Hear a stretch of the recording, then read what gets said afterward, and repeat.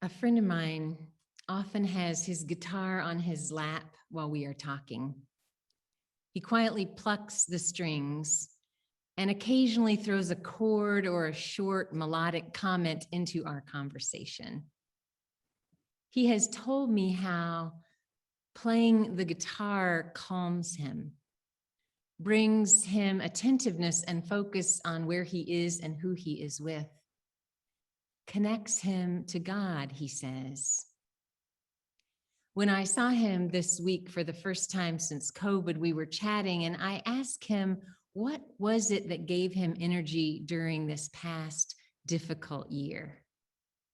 He answered me immediately and said, playing my guitars. Oh, you mean praying, I replied, and he smiled and agreed.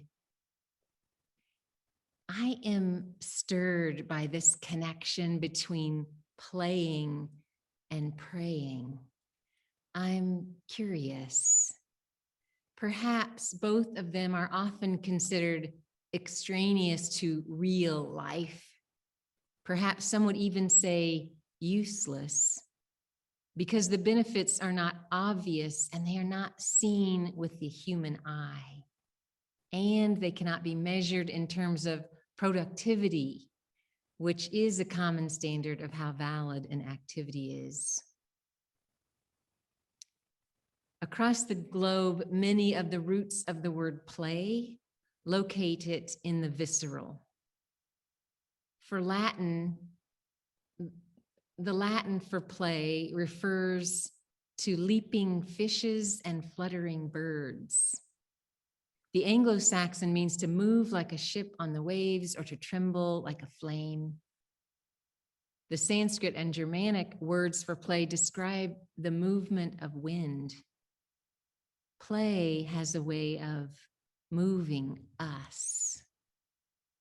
And from the Greek word selig, which means blessed, comes the English word silly. I like to think that there is something sacred about the ability to be silly, to play, to laugh, and to be childlike. So I am going to invite us to be silly this morning. We're going to do a Mad Libs together. Now, if you've never done a Mad Libs, which probably you have, I know in my family, in my household, it was a very common thing for us to do when my daughter was younger.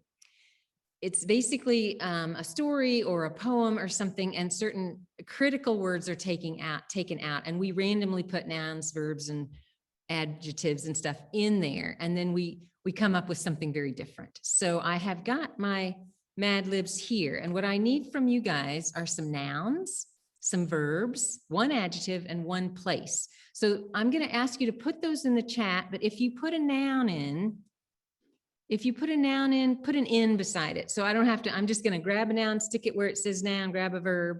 So there might be more now, there might be more than we actually use. We're going to need about 9 nouns, 9 verbs, 9, oh no, just one adjective in one place. So I need your creativity, and I invite you to put in your nouns, verbs, adjectives in one place, and I'm going to stick them into the Mad Libs. Okay, go. All right. Oh, this is wonderful. There's so many. All right.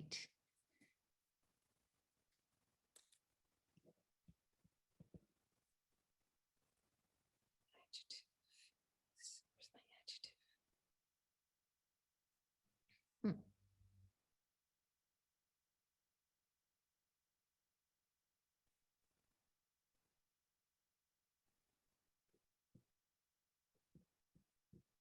I'm just going down the list.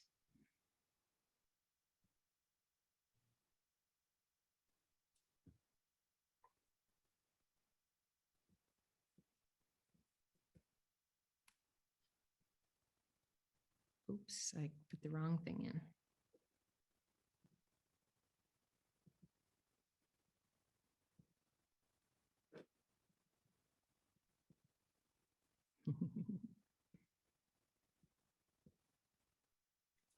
Another verb. Let's see here. Okay, leaped.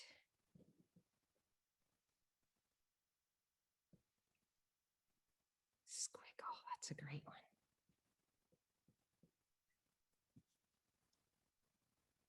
Verb, let's see.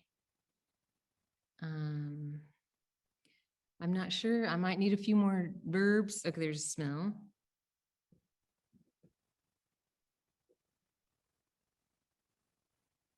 Another noun.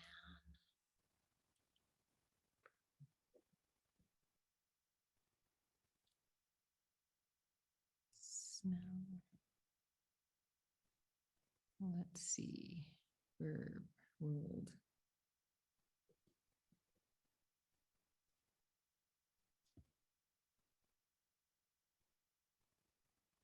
Let's see. I'm looking. Oh, hopscotch. We're getting there. I'm still now. I think. Oh no, I still have a couple more jumping.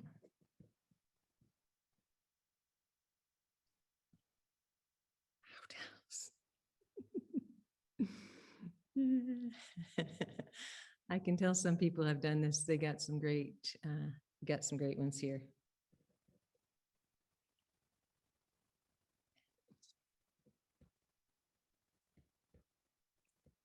And I have, let's see, one more shining.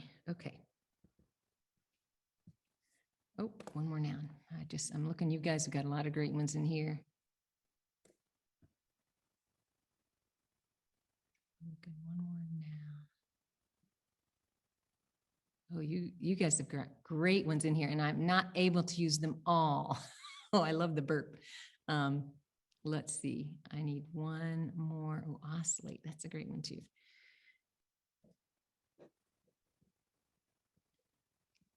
I'm going to go back up and get one more noun, and then we're done.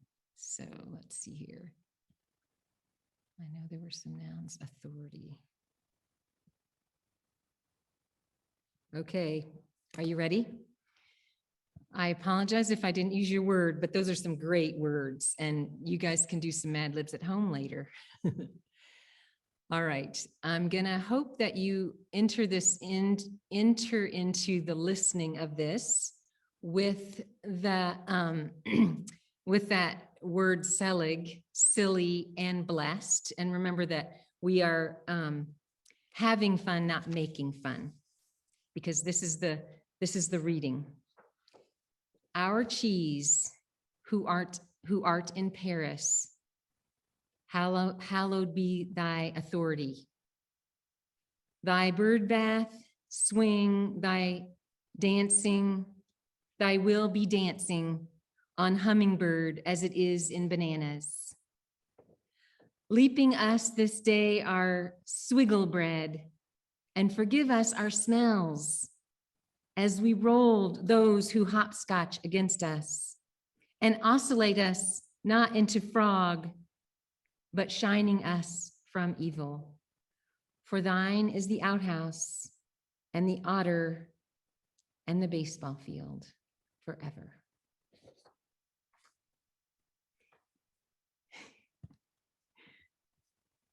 I hope that there's laughter happening over there, because this silliness is in no way meant to bring disrespect to this beloved prayer or to make fun of prayer, because I personally love prayer. For me, it's quite the opposite. In fact, this joyful fun is prayer, and it reminds us to bring prayer, playfulness into the reverent, sacred parts of our lives. That holiness and playfulness are fully entangled. They exist in some common space together. Prayer is an invocation or an act that seeks to activate a rapport with that which we consider worthy through deliberate communication. Prayer is an invocation or act seeking to activate a rapport to that which we consider worthy, important, worshipful, through a series of deliberate communication. Praying, like playing, is an attitude. It's a way of being that opens us up and expands our fullness wider and deeper in intentional connection with others and our place. They both, playing and praying, have the potential to bring us to a holy moment that transcends the ordinary and also includes the ordinary. Author Diane Ackerman defines deep play as the ecstatic form of play, which always involves the sacred and the holy. She says, we want to muscle into life and feel its real power and sweep. We want to drink from the source. In rare moments of deep play, we can lay aside our sense of self, shed time's continuum, ignore pain, and sit quietly in the absolute present, watching the world's ordinary miracles. When it happens, this transcendent moment, we experience a sense of revelation and gratitude. Nothing need be thought or said. There is a way of beholding that is a form of prayer. I'd like to show you a video now that to me embodies a playful, prayerful experience that this woman chooses through risking and being vulnerable, through courage and love. While remaining strongly rooted, she also gives herself away.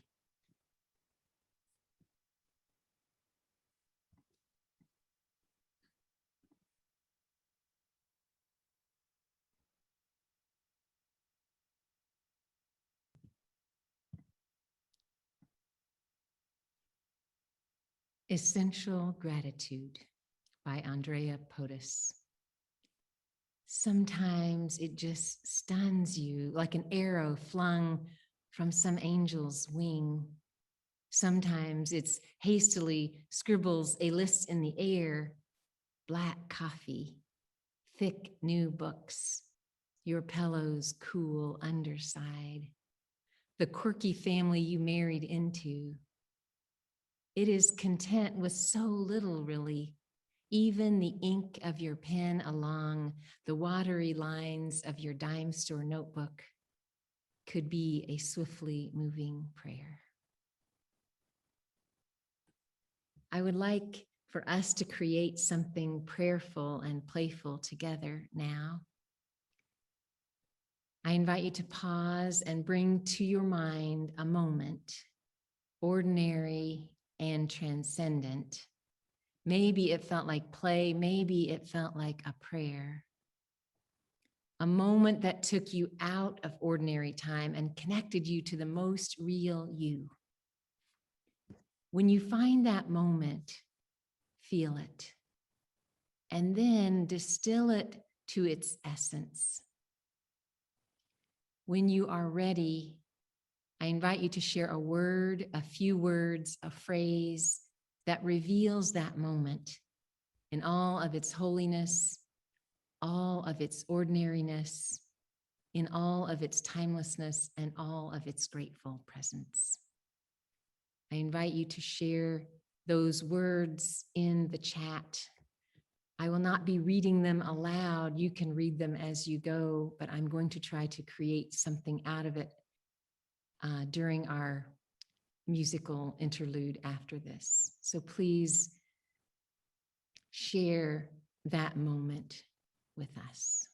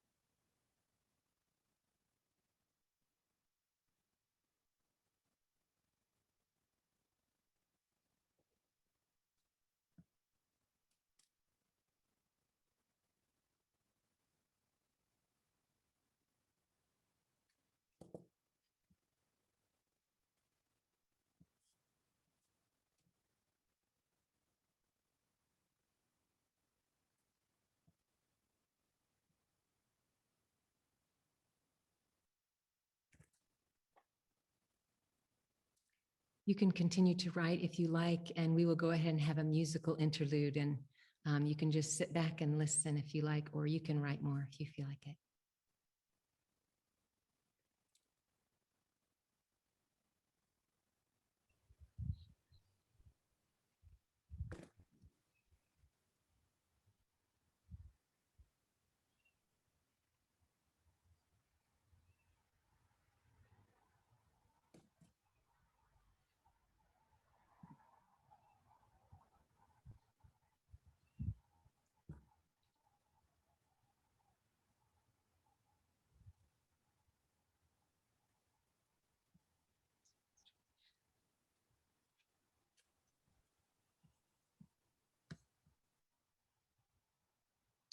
Come, let us play.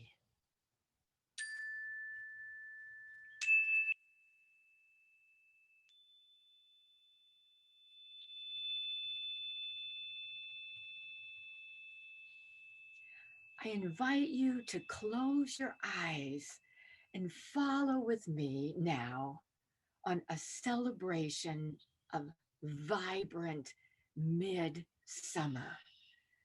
Reverence, thankfulness for the life giving sun. Let us do this today, this summer festival, not in the spirit we usually know, patriotic 4th of July, but follow now. Take your hands and reach out and grasp the sun as it rose today, this morning. Where do you see it? Over a mountain, a lake, the hedge in your yard, perhaps the place where you love to have summer holiday. Grasp that sun and bring it into you, into the part of you where we will let the sun live in us on this playful, delightful celebration today. Feel it glowing, warm,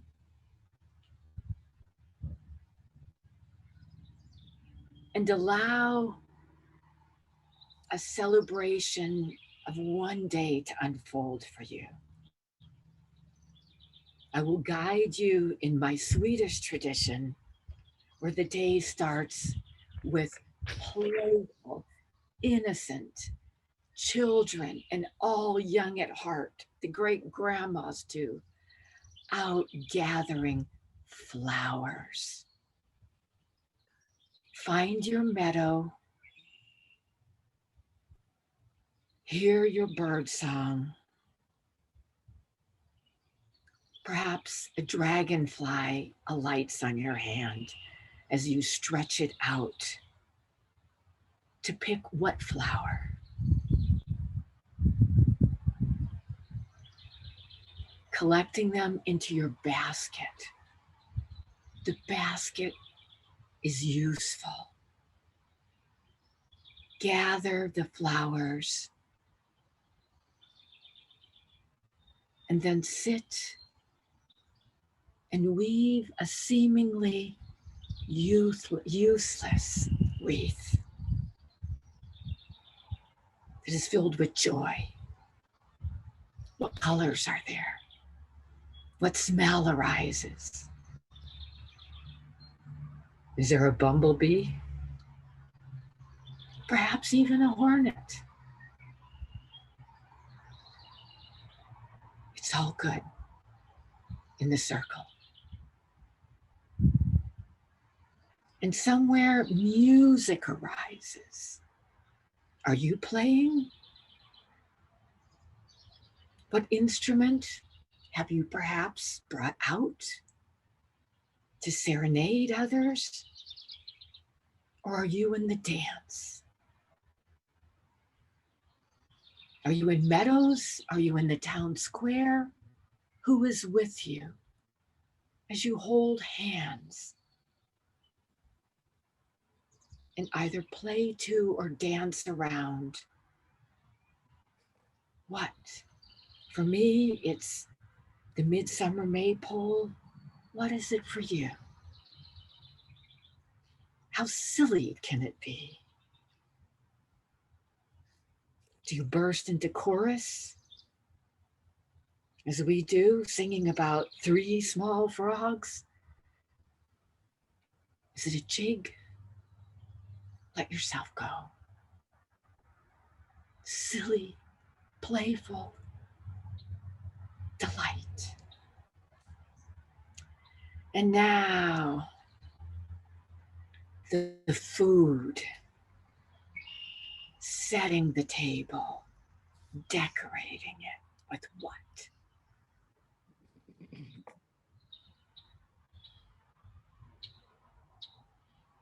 Who is doing the decorating? Are you laying there in repose at this communion table? Who will you share the bread, the wine? What more? And suddenly, the air is filled with a fragrance.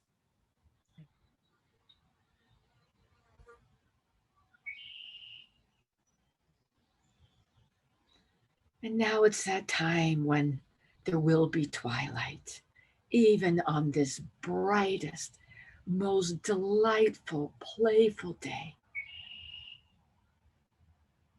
Going towards sleep, being intimate. Who will join you? A partner for more adult play, your beloved animal, your own inner soul, snuggling with your child.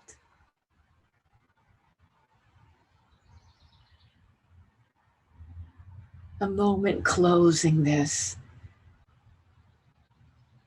Gratitude and reverence. Even the day of greatest brightness comes full circle.